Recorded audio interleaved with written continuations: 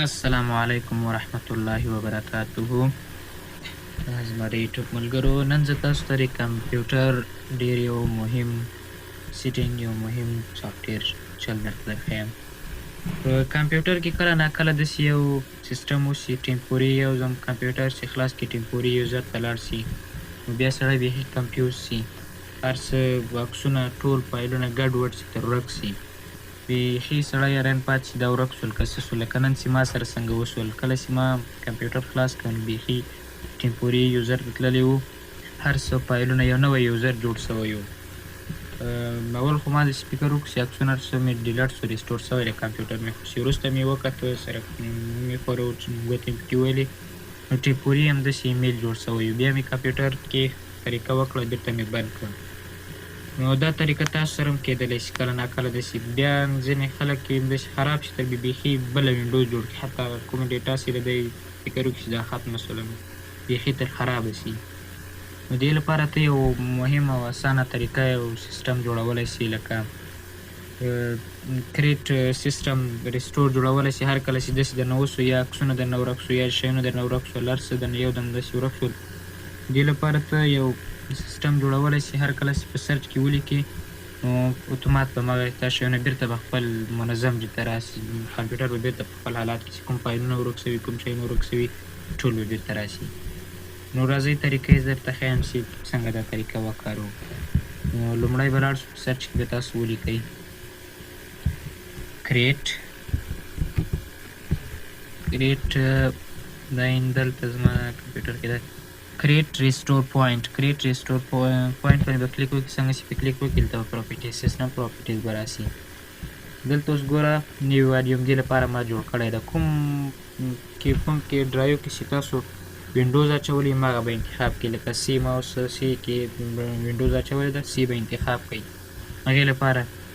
نو زه راځم تاسو لپاره په دې باندې جوړوم، دې باندې زه یو دانه درته جوړوم. تاسو به راسئ کنفیګر ته به لاړ شئ، کنفیګر کې دا دې باندې به کلیک وکړئ. څنګه چې په دې باندې کلیک وکړئ، دلته به ټرن آن سیسټم پروټیکشن، دا پروټیکشن به آن کړئ. ټرن آن سیسټم پروټیکشن څنګه آن کړه، نو بیا به اپلای ووایئ. اپلای چې دې ووایي بیا به اوکې ووایئ. اول به اپلای ووایئ، اپلای دې ووایئ، اپلای نه وروسته به اوکې ووایئ. نو دې باندې آن شو. څنګه چې دا پې آن شو، نو دلته به راسي کریټ به ووایئ، کریټ به ووایئ، بیا به در روان شي. خو زه نه غواړم چې په دې باندې جوړ کړم، ځکه دې کې ما وینډوز نه ده پرته، وینډوز کې نه ده جوړه، دې کې به ته بیا یو نوم ورته انتخاب کړې. خو راځه خیر دې تاسو لپاره جوړوم.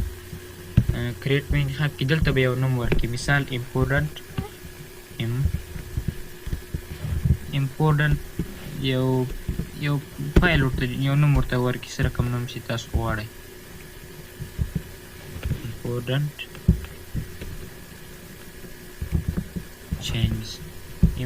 چینج یا یو بل هم داسې یو نوم ورته ورکړي. څنګه چې کریټ ووایي نو روان به شي، خط یو ثانیه، یو څو 10 سکنډه دومره وخت به ونیسي، بس په دې باندې به آن شي. ګوره دلته کریټینګ ریسټور پوینټ روان شو، دا به لږ وخت ونیسي، په دې باندې به جوړ شي. نو لږ انتظار به ورته وباسو. دا ډېر مهم ده، کله ناکله داسې یو چا سره وشي نو بیا ګډوډ کېږي کمپیوټر، هر څه تر ورک شي، لکه دا اوس ما سره وشول، خو ما بېرته خپل حالت ته راوستو. هر کله دې لپاره ما خپل اوس ریسټور سیسټم مې جوړ کړ، کله چې ما نه ورک شي یا داسې طریقه، نو زه انتخاب وکړم نو ډایرکټ به دا بېرته خپل حالت ته راسي. ریسټور پوینټ او داسې نورې طریقې دي، انشاءالله نورې به م زه څوکه څوکه راوباسم او تاسو لپاره به یې شیر کوم. تاسو موږ سره واوسئ. نو چینل در سره سبسکرایب کړئ، نوی چینل ده.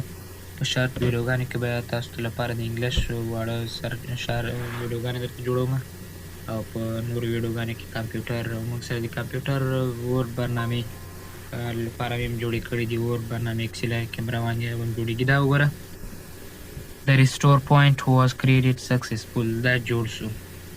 انتخاب دې کړه، ګوره په دې باندې هم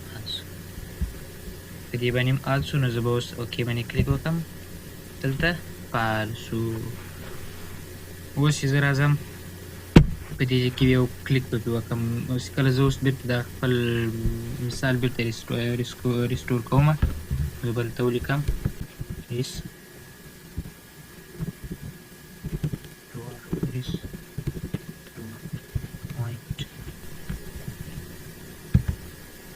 restore point ګوره restore point څنګه چې په دې کلیک وکړم اوس خو نه ده خراب شوی خو بیا مثال کې خراب شي نو بیا به restore point ووایي بېرته به خپل حالت ته راشي نو دا اوس زموږ نننی ټریک ویډیو چې مو پته لایک او سبسکرایب مو هېر نه شي در بلې ویډیو پورې خدای پامان